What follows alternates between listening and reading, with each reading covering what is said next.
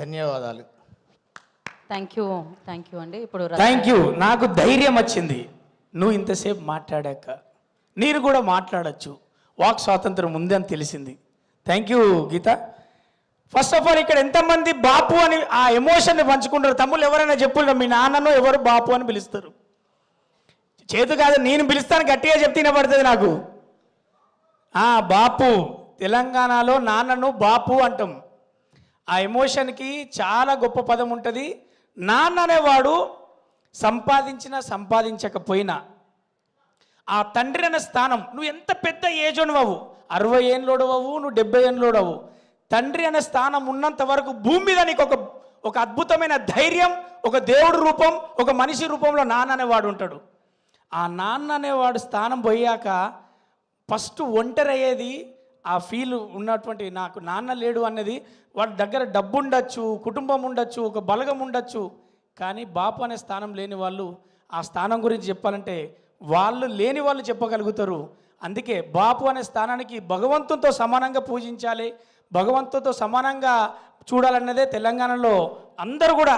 మేము ఎంత ఎమోషనల్ ఉంటామంటే పక్కింటి పెద్ద ఆయనను కూడా బాపు నమస్తేనే అంటాం. అంత ఎమోషనల్గా అంత ట్రావెల్ ఉంటుంది. కాబట్టి నిజంగా కూడా ఈ సినిమాలో నేను ఒక మంచి క్యారెక్టర్ చేశాను. ఒక గద్దలకొండ తర్వాత నాకు మంచి క్యారెక్టరేషన్స్ పడుతున్న దాంట్లో నాకు ఇది ఒక సినిమా, బాపు అనే సినిమా కూడా గుర్తుండిపోయే క్యారెక్టర్. ఎందుకంటే దయ చూసిన కోణం, డైరెక్టర్ గారు థ్యాంక్ యూ, ఎక్కడున్నారో మీరు చాలా మంచి క్యారెక్టర్ డిజైన్ చేసిళ్ళు. నేను వెయిట్ చేస్తున్న ప్రేక్షకులతో పాటు చూడడానికి. అంతేకాకుండా డబ్బింగ్ చెప్పేటప్పుడు కొన్ని సీన్లను నేను చూసిన. ఫస్ట్ ఆఫ్ ఆల్ మ్యూజిక్ డైరెక్టర్కు మంచి మార్కులు పడతాయి, తర్వాత డైరెక్టర్ గారికి మంచి కథ తీసుకున్నట్టు ఉంటుంది. ప్రతి లిరిక్ రైటర్కు ఫోన్లు వస్తాయి.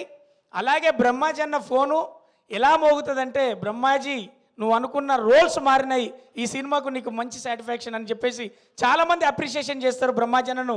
ఇది మనస్ఫూర్తిగా ఆమని గారికి కంబ్యాక్ సినిమా అవుతుంది. ఇలా ప్రతి ఒక్కరికి కామ్రేడ్ బ్యానర్ కావచ్చు, అంతకుముందు కిస్మత్ అనే సినిమా చేశాం. ఈ సినిమాతో మంచి సినిమాలు తెచ్చే ప్రొడ్యూసర్గా అందరికీ కామ్రేడ్ అనే బ్యానర్ గుర్తుండిపోతుంది, మంచి కథగా గుర్తుంటుంది.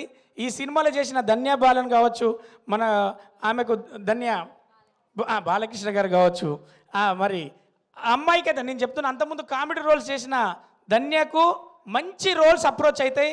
ఈ సినిమా నేను ఖచ్చితంగా కాన్ఫిడెంట్గా చెప్తున్నా. అలాగే ఆ ఇద్దరికి కూడా, ప్రేమ జంటలో చేసిన వాళ్ళిద్దరికి, న్యూ కమర్స్ కూడా మంచి సినిమా అవుతుంది. ఇది గొప్ప సినిమా, అద్భుతమైన సినిమా కాదు, ఇది ప్రతి రైతు సినిమా, ప్రతి తండ్రి సినిమా, ప్రతి కుటుంబం సినిమా.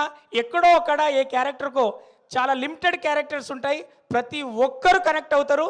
గొప్ప సినిమా, మంచి సినిమాగా మీకు మంచి పేరు వస్తుంది. మేము రివ్యూస్ రైటర్ మేము చూస్తుంటాం, మంచి సినిమా అవుతుందని నమ్మకంతో ఉన్నా. ధన్య, నెక్స్ట్ మన సక్సెస్ మీట్లో కూడా ఇదే మాట చెప్తా.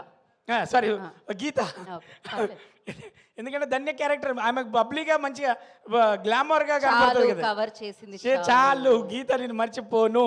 Thank you so much. All the best producer గారు, డైరెక్టర్ గారు, లిరిక్ రైటర్స్. ముఖ్యంగా అన్న మీ పేరు ఆళ్ళరాజు. నువ్వు అందరికీ దగ్గరైన రాజు అవుతావు.